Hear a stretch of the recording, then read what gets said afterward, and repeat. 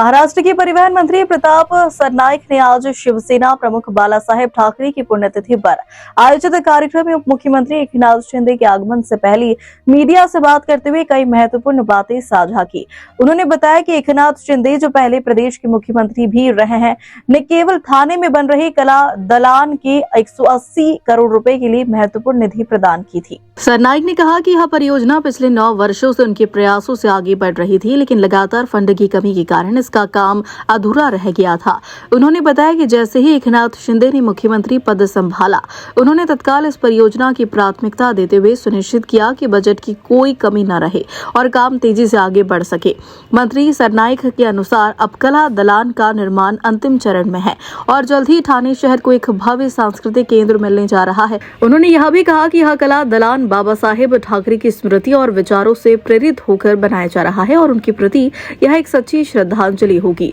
कार्यक्रम में बाला साहेब ठाकरे के योगदान को याद करते हुए सरनाईक ने कहा कि एकनाथ शिंदे न केवल उनके आदर्शों का पालन कर रहे हैं, बल्कि ठाणे में पुलिस कार्यों को नई दिशा भी दे रहे हैं। शिवसेना के मुख्य नेता और राज्य के उप मुख्यमंत्री आदरणीय एकनाथ शिंदे साहब कल शिवसेना प्रमुख आदरणीय बाला साहब ठाकरे जी के पुण्यतिथि के अवसर पर उनको जो स्मृति है उनको अभिवादन करने के लिए यहाँ पे उपस्थित हो रहे। मैं इस शहर का विधायक होने के नाते और राज्य का परिवहन होने के नाते उनका स्वागत करता हूँ, क्योंकि आज एकनाथ शिंदे साहब जब भी राज्य के मुख्यमंत्री थे तो उन्होंने इस कला दालन के निर्मित के लिए जो मेरी संकल्पना थी वो संकल्पना उन्होंने उठाई और 180 करोड़ रुपए का निधि इसके लिए उपलब्ध करके दिया।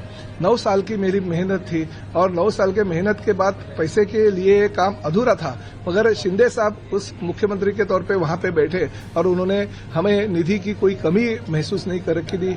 आज वो काम पूरा होने जा रहा है और कल उनके स्मृति को अभिवादन करने के लिए एकनाथ शिंदे साहब भी यहाँ पे आ रहे हैं। मगर एक बात जरूर है कि आदरणीय बाला साहब ठाकरे जी कल शिवसैनिकों से संवाद करने वाले हैं, उनसे बातें करने वाले हैं, उनके सुख दुख में शामिल होने वाले हैं, उनकी भावना, उनके विचार लोगों तक पहुंचाने वाले हैं। और इस वक्त के लिए अगर उस दौरान शिंदे साहब यहाँ पे आते हैं और उनके विचार अगर सुनते तो मेरे लिए बहुत ही गौरव की बात है। मैं अपने आप को खुशनसीब समझता हूँ कि मेरे विधानसभा के कार्यकाल में यह कला दालन पूरा हो गया। ये महाराष्ट्र का नहीं बल्कि देश का सबसे बड़ा कला दालन है और सभी चीजें जो यहाँ है बच्चों के लिए है, बुजुर्गों के लिए, यूपीएससी एमपीएससी के विद्यार्थियों के लिए है, हमारे जो भविष्य में बड़े बड़े ओहदे पे काम करने वाले अधिकारी के तौर पे काम करने की आकांक्षा रखने वाले जो स्टूडेंट्स हैं उनके लिए है। तो सभी को लेके यहाँ पे हमने दालन अलग अलग निर्माण किया है। बाला साहब ठाकरे जी के विचार शुरुआत में जो शिवसेना की स्थापना हो गई,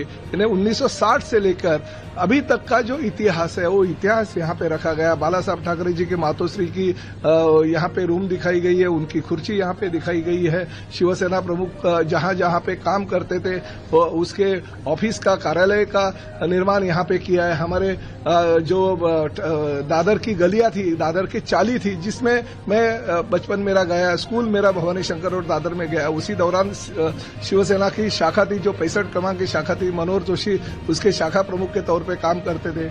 मेरे पिताजी आदरणीय आचार्य अत्रे जी के प्रिंटिंग प्रेस पे जो मराठा न्यूज़पेपर था उसमें प्रूफ रीडर थे, बाद में वो पत्रकार बन गए और मगर साथ में उसी दौरान कार्टूनिस्ट के तौर पे बाला साहब ठाकरे जी भी वहां पे काम करते थे। तो ये पुरानी यादें हैं, ये पुरानी यादें हम इस कला दालन के माध्यम से लोगों तक लेके जाने के लिए और खासकर हमारे शिवसैनिक तो समझाने के लिए, उनके विचार देने के लिए हमने ये कला दालन का निर्माण किया। निश्चित रूप से यहाँ से आने के बाद, यहाँ पे आने के बाद लोग कुछ न कुछ लेके जरूर जाएंगे। क्या उद्धव ठाकरे परिवार को आप बुलाएंगे? निश्चित रूप से सभी को आना चाहिए। मुझे तो लगता है ये उनका ही है, ये कला दालन उनका ही है। ठाकरे नाम उसके है और ये हमारे जो कला दालन की शुरुआत हमने की बाल ठाकरे से बाला साहेब ठाकरे, एक कार्यकर्ता से लेके बाला साहेब ठाकरे कैसे बने उसके निर्माण के लिए और निर्माण होने के बाद उसे देखने के लिए निश्चित रूप से सभी ठाकरे परिवार में आना चाहिए। ये मेरा कहना है, मेरा आमंत्रण उनके आपके माध्यम से निश्चित रूप से मैं देना चाहता हूँ।